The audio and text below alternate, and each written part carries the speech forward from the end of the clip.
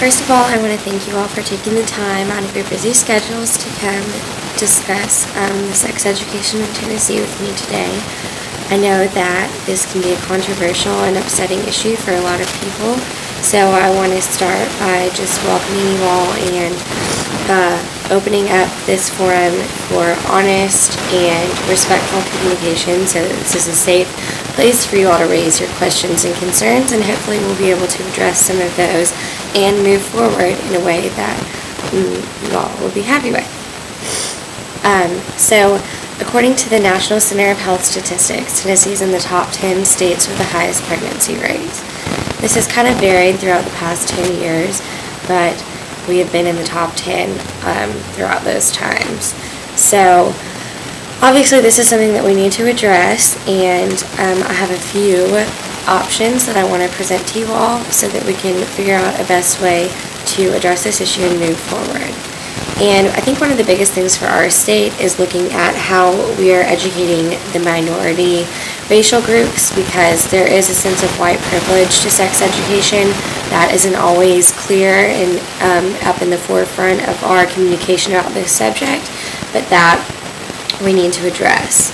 So, some background statistics on the racial disparity of this issue I got from the Tennessee Department of Health, and they found that in 2004, the pregnancy rate for 15 to 17-year-old black adolescents in Tennessee was more than twice the rate for white adolescents. And black youth ages 15 to 21 reported their first sexual intercourse at ages significantly earlier than white, Hispanic, and Asian adolescents of the same age. And additionally, in 2009, high school students reported that where they were asked about their ages of first sexual intercourse, and the percentages among black males and females were the highest, followed by Hispanic males and females, followed by white males and females. So it's clear through this research that there is a bit of a racial disparity, and it's our responsibility to address all groups, even the minority. Though Tennessee, especially East Tennessee, doesn't particularly have the highest black population, as for the state of Tennessee, this is definitely an issue, and we need to make sure that we're addressing everyone that's a part of our school system so that they're getting a fair opportunity to become educated and to make good decisions. The Knox County Health Department did some surveys regarding this in 2010 and 2011, and they found that the pregnancy rate among black females ages 15 to 19 is significantly greater than those among white females,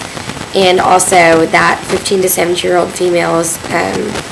were also surveyed, and it was found that the black adolescents were 3 times more likely, or 3 times, the pregnancy rate was 3 times greater among blacks and whites, and then from the ages 18 to 19 it was nearly double the rate among whites. So this is clearly something that where the statistics aren't lying, and I think that while national pregnancy rates as a whole have declined in the past few years, according to the CDC, there obviously still is a racial disparity, and we need to make sure that we're combating that appropriately. So the Tennessee Department of Health offered numerous factors that contribute to adolescent pregnancy, and these include low self-esteem, the lack of family and community support, lack of involvement in after-school programs and school in general, and school-related activities, and also a lack of feeling connected to the school, their family, the community. An increased use of alcohol and drugs is a pretty obvious one. Also, what we're going to talk about today is the lack of health education and limited knowledge about sex and sexuality, and also the lack of responsible adult guidance. So there are a lot of different groups that are kind of combating this issue already, and one that I thought was really interesting is called the Birthing Project, and it's the only national African American maternal and child health program in this country, and it's basically a volunteer effort that aims to encourage better birth outcomes by providing practical support to women during pregnancy and for 1 year after they give birth. And one county in Tennessee that's kind of taken on this project would be Davidson County, and it's kind of what they're doing is a multi-pronged effort that is aiming to identify at-risk teenagers, including those who are already pregnant, because what they're trying to discourage is rapid repeat pregnancy, which is also pretty common, especially in the African American community. So they're really taking an effort to take on this project and have had some positive results as to how it's affected the community, particularly the African American adolescents. The CDC offers multiple activities to prevent and reduce adolescent pregnancy. This is including increased health education, increased family and community support, as well as in school, promoting more involvement in school and recreational activities and after-school programs, and also giving proper information on how to avoid alcohol and drugs. So there are several ways that we can integrate comprehensive sex education effectively into our community as well as the state of Tennessee. And that's basically what I'm going to talk about today. So comprehensive sex education is basically sex education that addresses both abstinence-only programs as well as age-appropriate, medically accurate information about contraception. And these comprehensive sex education programs are going to vary within age groups and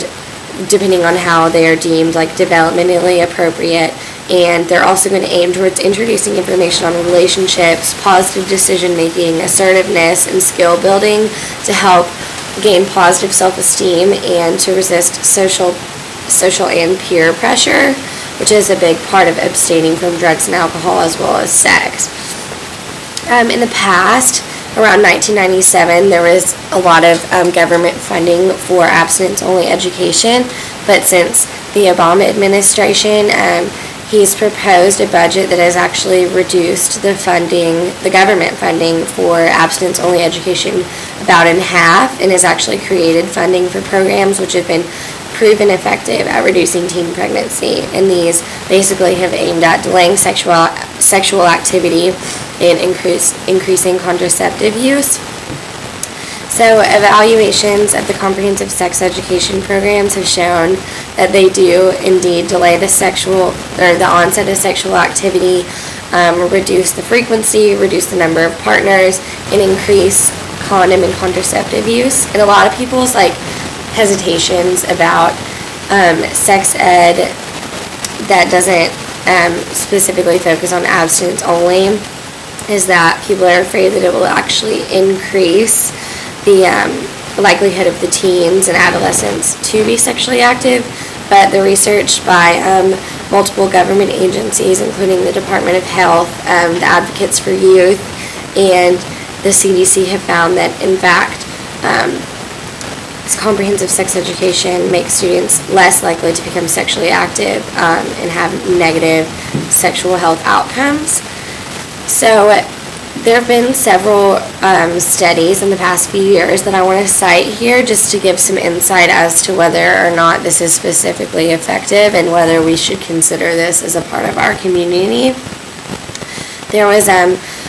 group of researchers that worked for the National Survey of Family Growth, and they wanted to determine the impact of sexual education on sexual risk-taking for young people, and they looked at a group that was ages 15 to 19 and found that teens who received this comprehensive sex education program were 50% less likely to experience pregnancy than those who received abstinence-only education. Additionally, there was a researcher named Douglas Kirby, and he was working for the National Campaign to End Teen and Unplanned Pregnancy. And what he did was examine studies of prevention programs, which had a strong experimental design and used appropriate analysis.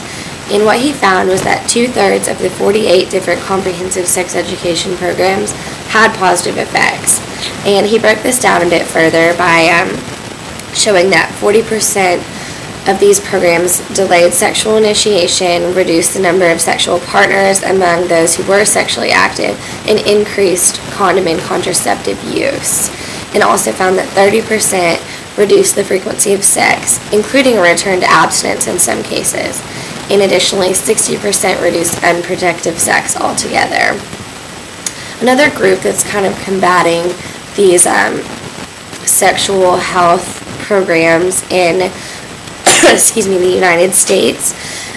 is a group called Advocates for Youth, and they've done a lot of research and reviews of programs that already exist and are trying to make them more effective. So what they found was that 26 effective programs were identified from their research, and 23 of which included a comprehensive sex education aspect, and that was one component. So it's important to keep in mind that with comprehensive sex education, this doesn't mean that it doesn't teach abstinence only. That is a very effective and great option and something that students should learn about. It's just not the sole option. So when we're talking about comprehensive sex ed, that doesn't mean that we don't discuss abstinence. That just means that part of that includes a medically sound evaluation of sex and its risks and way to avoid those risks. So